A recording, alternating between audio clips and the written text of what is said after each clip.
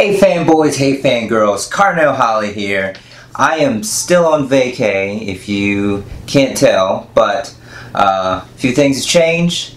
But we are still trying to bring you content nevertheless. My mentor always says, we're never off, we're just away. And we got behind a little bit, especially because we're doing a spoiler review on Iron Fist. People, if you've been following me on social media, I wanted to like this series a lot more than I did.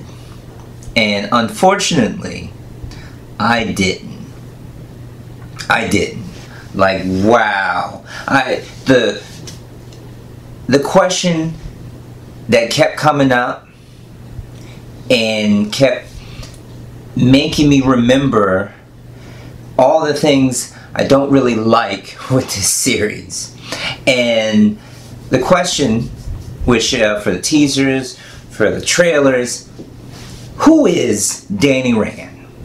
You know, Danny Rand, who is Iron Fist, the one played by Finn Jones. Now, first off, when it comes in and Danny Rand is walking on the streets of New York barefoot, like, it was a couple of tropes, because like even before this series dropped on Netflix, it was basically it got a little flack because of the casting, and you know, a little backstory. Basically, the timing of Iron Fist. Iron Fist was created in the 70s. Iron Fist, even the master of Kung Fu, Shang-Chi, it was created around the hype of all the Kung Fu films, right? Basically, Bruce Lee. The hype of Bruce Lee, you know what I'm saying? They wanted a character like Bruce Lee in the comics, apparently. And with this rendition of the character, Danny Rand walking on the streets of New York barefoot, he has this whole Jesus vibe. Like, no, not just Jesus who resurrected, you know, Easter Jesus, but also Jesus. If you notice the facial hair, all he so reminded me of Jesus from The Walking Dead. I don't know if y'all noticed that. There's some similarities to that, which was crazy. And he kind of had this whole, throughout the film, it had this white savior type of trope in it, and it was a lot of different things, just picking and choosing. Not the whole thing, but it stuck its toe in there, and it was still there, you know. And I wanted to let a few things slide, but if you've seen other reviews and you know how I am when it comes to martial arts, I really don't give a lot of passes when it comes to that.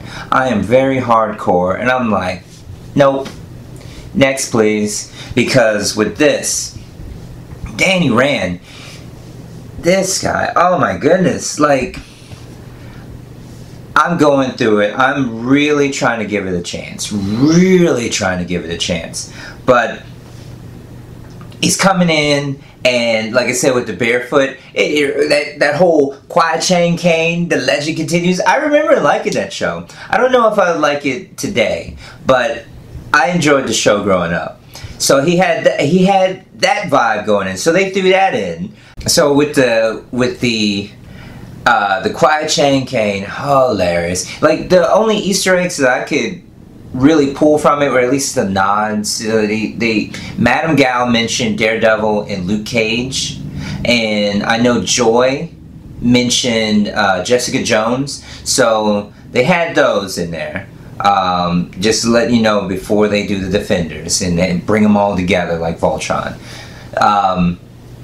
But the thing that really, out of the whole series, I have to say that episode 6, right, was, I guess, the best episode to me. And fortunately enough, I did get the writer for this, Dwayne Worrell, who wrote episode 6. We reached out to him. He hit us back. We got some clips. Hi Carnell, hi Halo Union. I want to thank you guys for reaching out and giving me the opportunity to talk about working in the Marvel Netflix universe, dealing with the struggles and the joys of, working on a television series. So thank you guys, and I'm ready to answer your questions on Iron Fist.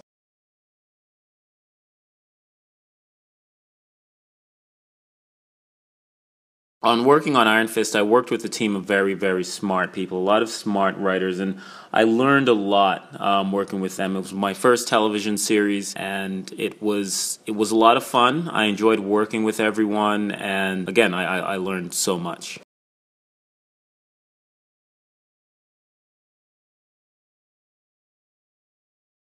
My episode in particular, episode 6, is sort of the mid-season battle. From episode 1 to 5, it's really Danny getting back into his company, getting back into the position that his father held before.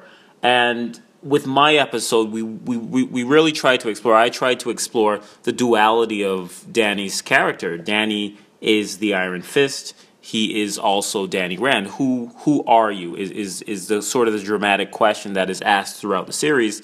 And as he struggles, again, from episode 1 to 5, to become Danny Rand again, in episode 6, he's faced with not becoming, but being the Iron Fist. He has to take on the Hand in this grand duel that is very Mortal Kombat-like in nature, or the raid, if you will, going from level to level and taking on the Hand's best fighters.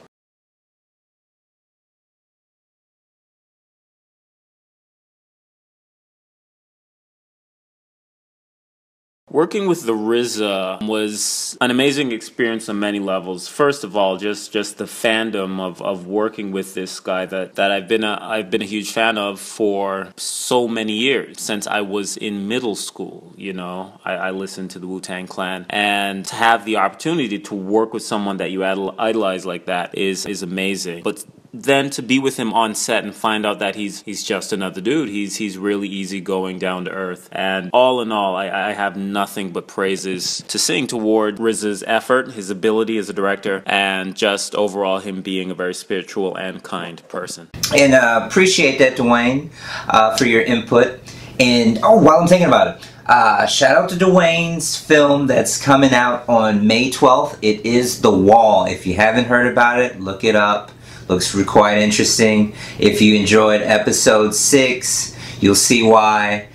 Oh my goodness. So The Wall, again, May 12th. Check it out. And the thing was, I knew that looking at the episode, it had some elements of the Enter the Dragon and Bruce Lee's The Game of Death, when he was going up those levels, meeting and beating a master on each level, trying to get to the top until he reached the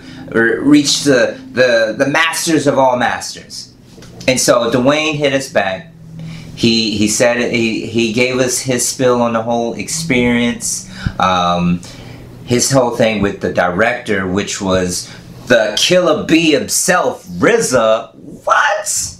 So the pupil of Quentin Tarantino. So you had those, and and those elements. Thought that was pretty cool. So with that episode 6, with Dwayne doing his thing, I thought it was pretty interesting. Overall, leading into the Defenders. Now, I will have to say, in the comics, Luke Cage and Iron Fist are a dynamic duo. Coming from Iron Fist, it was like, what do they really have in common besides meeting Claire, the night nurse? So like, okay. His playlist, which was quite interesting. I mean, they can click on the whole musical playlist. So I guess the dialogue is really going to have to be tight for them to, character-wise. Like, are they really, they don't seem like they would click right off. No, I don't think so. But all in all, I didn't really like the series. I got through it because I watched all the rest of the series. I really wanted Iron Fist to be #1. It was like, in my head, I'm like, okay, what's supposed to be going on. I'm like, all right, Iron Fist is going to be number 1. Daredevil is going to be number 2. I'm thinking the Punisher is going to be number 3. We'll stick in Luke Cage as number 4. Jessica Jones, number 5. And, you know, so forth and so on. Hopefully, from a martial arts standpoint, they're going to get a Shang-Chi series. Maybe. Totally awesome.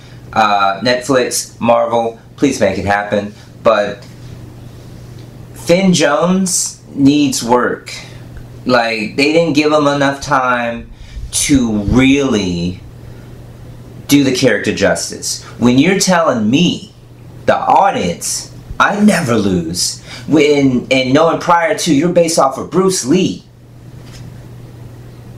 and you're doing that on camera, and you're having trouble taking out foot soldiers before you even take on masters that are supposed to be even better than they are, you having trouble all around? No.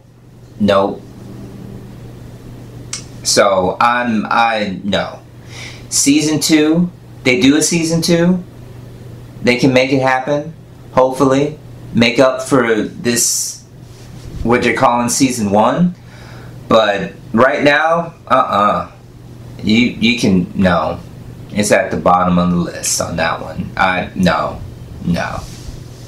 I'd rather watch Jessica Jones, and not to say that Jessica Jones, it's just for me, Jessica Jones is further on the bottom.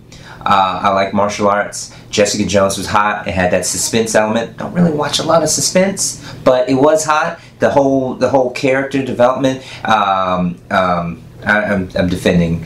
Just to let you know where my head is at. Jessica Jones was pretty hot. The character development, finding out why she was the way she is, backstory. It was really thought out.